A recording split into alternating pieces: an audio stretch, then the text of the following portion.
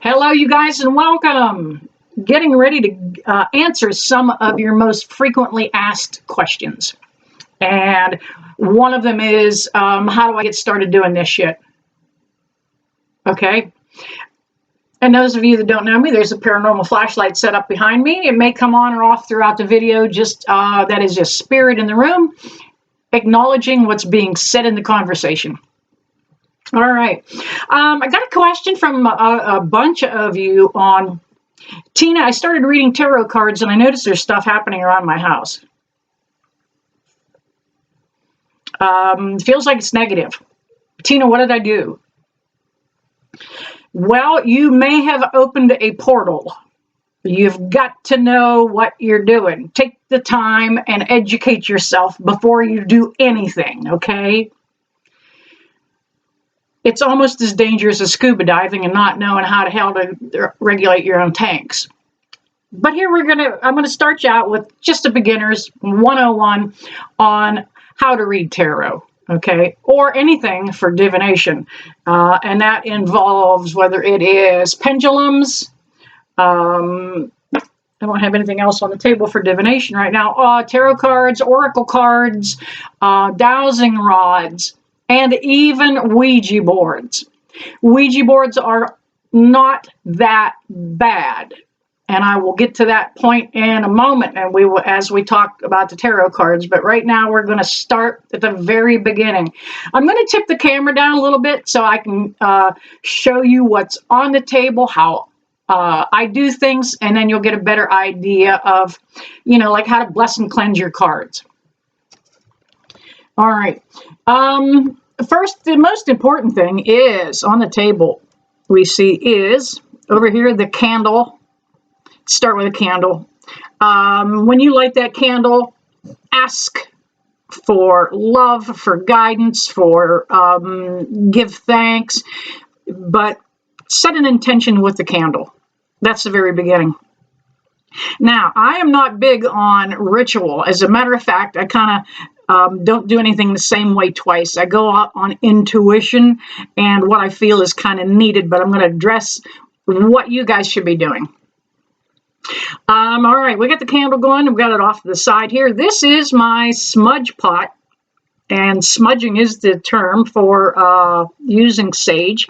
Now, if you want to set a good atmosphere for what you're doing, you can burn some incense, but they're not as powerful as, let's say, sage or Palo Santo for cleansing and neutralizing the energy.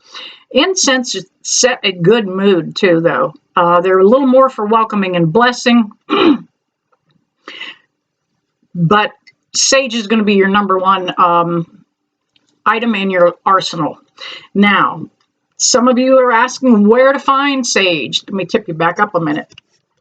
Where to find sage? Best place is eBay, Amazon. There are a ton of little metaphysical shops around. You've got to just go online and find them, and you can buy sage in those shops. However, let's say you live out in the sticks, out here in Sticksylvania, and there aren't a lot of shops that aren't close by. What do I do? How do I do this? Well, let me show you a couple different ways. First off, when you buy sage, it comes in a bundle like this. If you're getting it in a metaphysical shop, this is a great big ceremonial bundle. I don't use these for ceremony because I'm not, like I said, I'm not big on ceremony and ritual. Big bundle, little bundle. Now, if you can't find that, and you can't wait for it to come from Amazon or eBay, you can also buy it in the produce department at your supermarket. Simply buy it, bundle it up like I did, hang it somewhere where it'll dry. It might take a week or two. You can rush it along a little bit in a toaster oven maybe, but be careful, don't catch it on fire. But it works just the same. It's sage. Doesn't have to be blessed. You're the one blessing it, okay?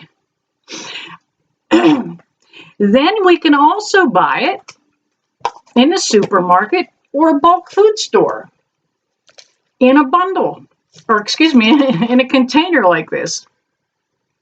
How about that? This happened to come from an Amish store. That is shredded sage. Same stuff. It's the stuff we cook with, okay? Don't get all hyper. If you can't find it, it's there. It's around. Now I'm going to show you how to burn it briefly, how to light it, and how to carry it around properly too, because safety is of utmost importance. First off, I am going to get a little flame going here. Let me tip this down so you guys can see it. Don't do this at home. Don't try this at home. I just put a dab of hand sanitizer in there, which is basically alcohol and a help. Now, right now, I have a little bit of Palo Santo down in my smudge pot there. And this is actually a little brass bowl inside of a seashell. Seashells usually have air holes in them, so you could lose some embers out of it. So make sure you take the time, either seal your shell or just put a liner in it. Now I've got some Palo Santo going. Palo Santo is also excellent on ridding negative energy. I'm going to get down here in the shot a little more with you guys. It is simply St. Paul. St. Paul was the Baptist, baptized Jesus and got rid of his negative energy, okay? That's all Palo Santo is. You can get it in sticks and bricks. I prefer it. It actually also comes in, I'm going to get it up there, you can see the chunks and the chips and sawdust. I like that. And that's what I've got going right now in the smudge pot. You don't have to do it this way. This is actually a little more technical, but yeah, you don't even have to do it this way. So I'm going to take some of that handful of that sage and I'm going to drop it right in there. I'm going to hit it again with a lighter because sage is a little reluctant to burn sometimes, especially in bundles. When I get my big bundles, I cut them open and I pull them apart because they get all crumbly. And I just use them a little piece at a time right on there too. Either way. The smoke is all you want. You don't need to be walking around with a big flame. Okay, that's not where the cleansing happens. It is simply the smoke. Now, sage actually has an antimicrobial benefit. It does kill bacteria in the air. So I have never heard of anybody suffering from asthma attack or anything from it. As a matter of fact, if you've got COVID in your house, you should neutralize it after everybody's over it so that it doesn't come back again. And you can pick it up right in your own home. Okay. Other things you can use. I happen to have cedar here. Cedar is one of those Native American things. It's a blessing. I also have tobacco tucked in here in my little sage pot. I take a cigar and sometimes I just crumble the tobacco right into the flame or the heat, and that's all you need to do is just. That smells wonderful. Actually, I love that. Several things you can use. I also use as Native American sweetgrass, and I mentioned cedar. Okay, moving on again here. So you got your tarot cards, and you want to start reading tarot. Kind of jumping gears, but we'll come back a little bit here. And you just get them, and you just start reading for your friends. Back up again, get it in the shot. So you get your cards and you just jump in and you're excited. So you start reading for your friends. And then I get all these messages going, Tina, there's things going on in my house. Feels negative. I don't know what it is. I don't know how it got here. Can you come get rid of it? You brought it, you get rid of it. I'm going to teach you how. First off, anything for divination, you are opening a portal. Whether it is tarot cards or Ouija board. All of the other things in the middle, you know, pendulums, dowsing rods, whatever it is you use for divination or you're interested in, runes, even dice, okay? First thing you do when you get that stuff is you got to consecrate it for the good, for the light, to only welcome in information from God's source. Thank you back there, Spirit on the light. If you don't, it's like walking into a bar at last call and asking, who wants to have sex? It's going to be some low life, low vibe creature in the corner. And that's all the difference between a Ouija board and tarot cards are. You've got to take the time, consecrate them for good in God's light. Thank you again, Spirit back there on the light. Because you're asking an open-ended question out into the universe and you don't know what response you're going to get and from what entity. Okay? So all you got to do is just pick your cards up. Put them up close to your chest. Bring them in, welcome them, love them. Oh my gosh, send them that energy. You're connecting with your cards. That sage is still going, isn't it? I love it. But you're connecting with your cards. Just simply start that way, and then just ask for divine guidance. So look, I do this in the highest and best good. Guide me, lead me. Okay, and that's basically all it is. Just asking the right kind of guidance. Another way you can cleanse the energy in an area is with a bell. A lot of tarot readers will ring bells over their cards, welcoming in good energy, ridding it from the old energy. That's a little hard on the ears. And that's another way to kind of cleanse them too. Now, sage is the best. It is one of the most powerful. We literally have an EVP recording on a ghost hunt of spirits saying, run, they have the sage. Okay? So it does work. It won't get rid of negative entities. I have to come out and do that, and I will charge you. Yeah, because you welcomed it in. Dude, if you want me to put my well-being at risk, I'm going to charge you. So follow the steps. Do it with a good heart and do it with light, okay? All right, next, where are we going to go with some of that? Yeah, carry that around. Take it around the house. It neutralizes the energy in your house. You can do your house cleaning with it. I do. Now, when it comes to the cards, I'll give it another light here. Get it going a little bit more again. Let that little flame go out. All right, simply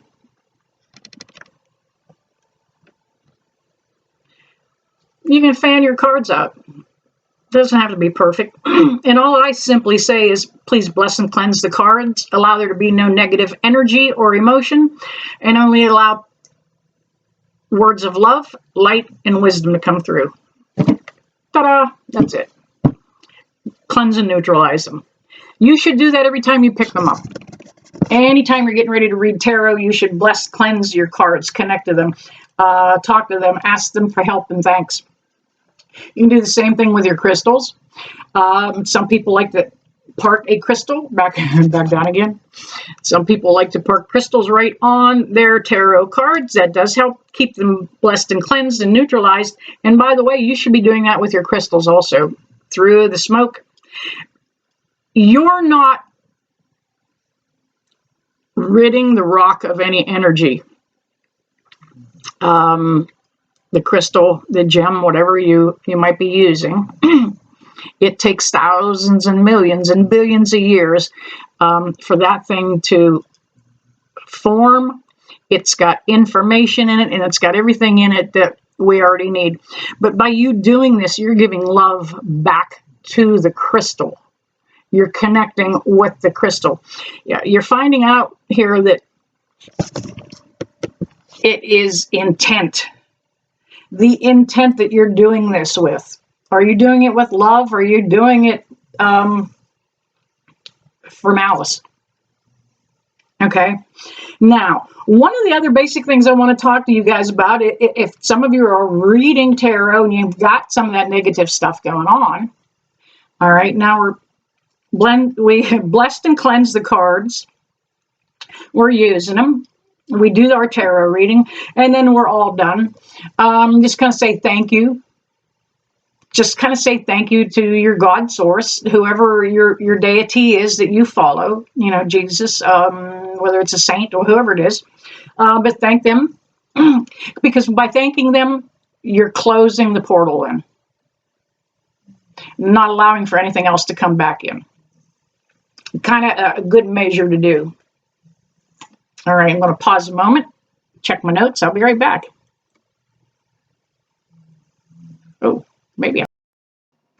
All right, popping back on here too. Another thing that new tarot readers need to know is there is a code of ethics that is so freaking high with dabbling with other people's lives that if you fuck up and do it with any kind of malice or wrong intent, you're going to have issues. You could welcome in some negative energy. Just could be things going wrong in your own personal life. Simply stating, you're technically not allowed to do a reading for somebody that isn't in the room. It's referred to as being a cross watcher. Now, I get it if you're wanting to know how Aunt Bessie's doing because she's living there by herself, kind of thing.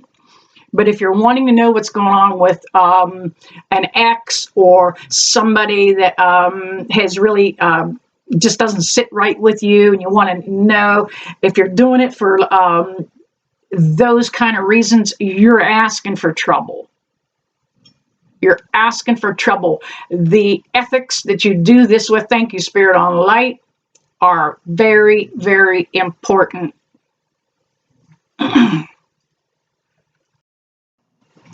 All right. That's some of the basics on how to get started with that, because I know so many of you want to just rush headlong into this. It's interesting. It's all over the internet right now. It's all over YouTube. Everybody wants to be a tarot reader. I've been doing it for a couple of decades. Began reading tarot cards in the 90s, I believe. Yeah, early 90s. Maybe even before that. I'm not going to admit to it. But there you have it. That's the best way to go about it.